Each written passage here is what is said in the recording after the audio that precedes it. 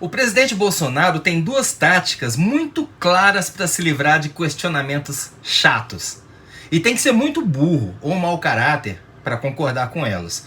Eu vou falar dessas estratégias aqui, mas a pergunta que eu me faço e faço a vocês, passado um ano de governo e com esse modus operandi já escancarado é: o eleitor dele vai engolir mais 3 anos disso? Salve galera, eu sou o Maurício Ricardo, inscreva-se nesse canal, ative as notificações, não deixe de dar like ou dislike, comente e torne-se um membro para me ajudar a produzir todo dia. Eu entendo uma pessoa ficar indignada diante de uma injustiça. Eu entendo. Quantas vezes eu já fiquei indignado com acusações injustas, com distorções da minha fala, com mentiras deslavadas, desde que a política virou esse assunto tóxico no Brasil. E desde que os canalhas que a gente cancelava em grupo, como nação, ganharam fandoms, ou seja, grupos de fãs fanáticos, que estão mais preocupados em ganhar a briga do que com a verdade. Eu tento me colocar no lugar do Bolsonaro. Eu imagino o presidente chegando naquele cercadinho dele ali no Palácio da Alvorada, onde a imprensa disputa espaço com o fã-clube, estressado pra caramba, porque ele próprio já disse que não leva jeito pro cargo, que caiu ali de paraquedas, e ainda tendo que lidar com perguntas que ele, Bolsonaro, julga que são mais uma provocação do que uma questão de interesse nacional. É claro que uma pessoa com inteligência emocional, inteligência intelectual e tarimba política, já sabendo o que lhe aguarda, se sairia bem melhor na maioria das vezes, com uma resposta curta, ou usando aquela velha estratégia tão comum nos debates eleitorais que é desviar o assunto para outro lado. Mas não, o Bolsonaro, como eu disse na abertura do vídeo, tem duas estratégias. Eu vou separá-las e comentar a primeira agora. A primeira, e mais surpreendente, é virar as costas e ir embora.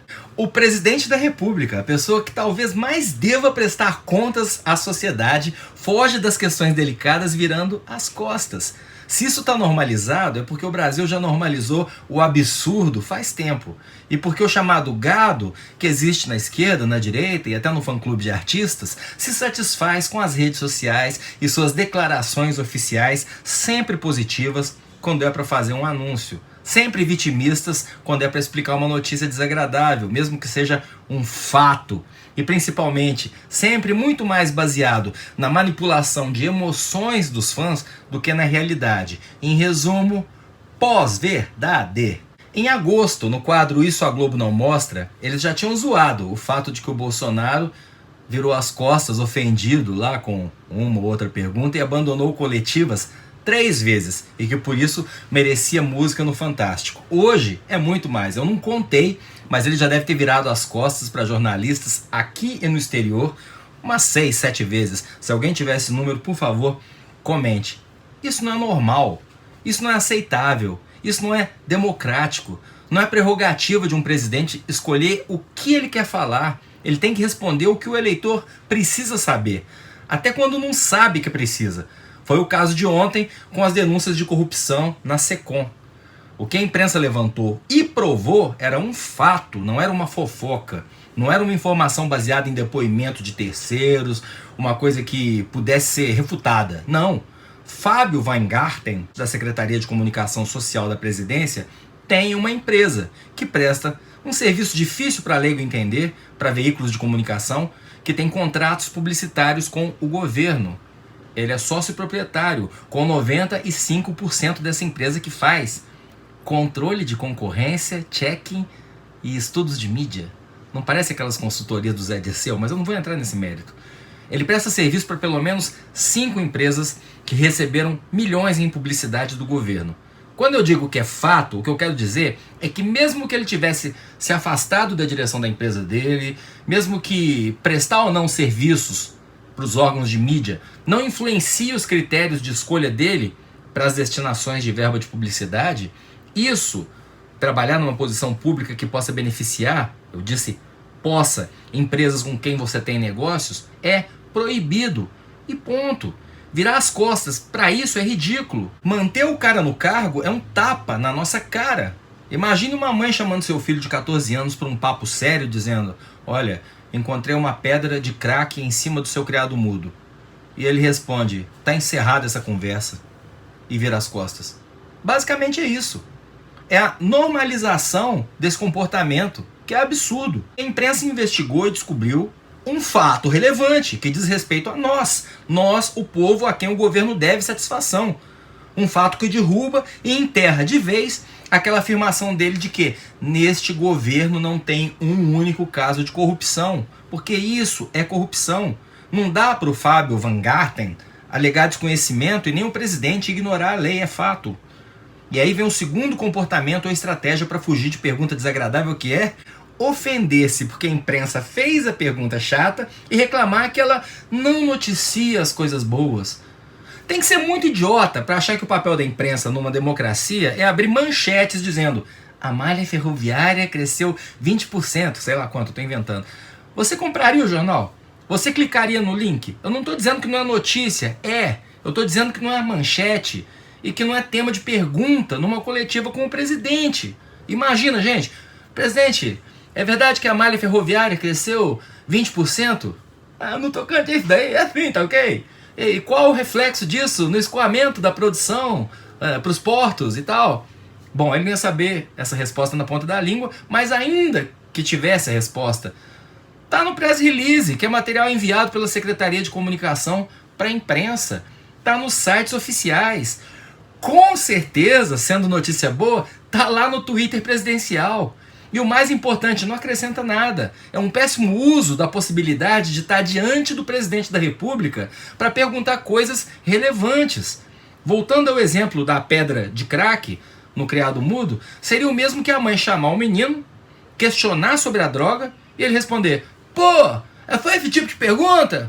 Você não contou no almoço de família que ontem eu arrumei a minha cama, né? A gente está desacostumado com competência na gestão pública, mas da mesma maneira que uma família sem empregada espera que um marmanjão arrume a própria cama, a gente espera de um homem público que ele faça uma gestão competente. Então, da mesma maneira que descobrir que seu filho usa crack é muito mais relevante do que ele ter arrumado a cama, perguntar para o presidente como ele vai agir em relação a um cara que ganha dinheiro das mesmas empresas de mídia a quem ele destina verbas é relevante.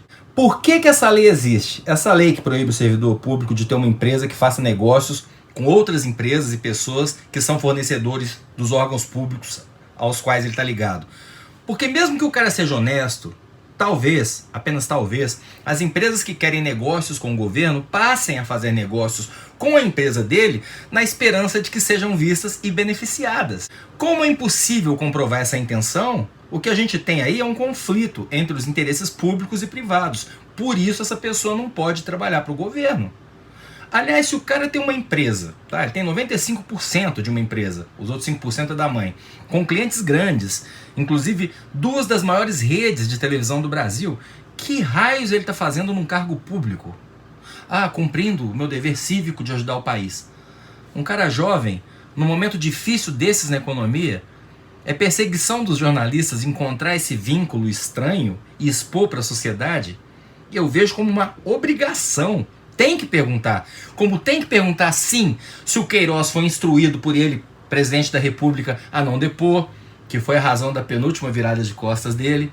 Tem que responder se ele realmente iria demitir o Sérgio Moro e foi convencido pelo general Heleno, que estava no governo na época, a não demitir. Esses dois últimos casos não podem ser considerados exatamente fatos, como o desrespeito à lei, que é a manutenção do Fábio Van Garten no cargo, porque se baseiam em depoimentos, estão num livro que vai ser lançado, de autoria da jornalista Thaís Oyama. As pessoas podem ter mentido para ela, ou se você não confia em jornalistas, antes que você me chame de corporativista, ela pode ter inventado, fica melhor assim, mas a pergunta tem que ser feita para que, no mínimo, o presidente responda: não, isso nunca aconteceu, isso é fake news, ela está viajando. Não é virar as costas e muito menos dizer, eu vou inventar aqui, pô, perguntar de Queiroz, por que você não fala que eu terminei um trecho da transposição do São Francisco? Entende? Porque uma coisa tá no material publicitário e no press release e a outra não. Repetindo a filósofa Betina, como eu sempre gosto de citar, simples assim. Não é possível que essas duas estratégias surreais continuem sendo levadas nesse ritmo e sem nenhuma reação popular pelos próximos 3 anos. Eu sou o Maurício Ricardo, ajude-me tornando-se membro deste canal, mas eu já fico muito agradecido com a sua audiência, a sua inscrição, seu like ou dislike e o seu comentário, que soma muito e inspira outras pessoas.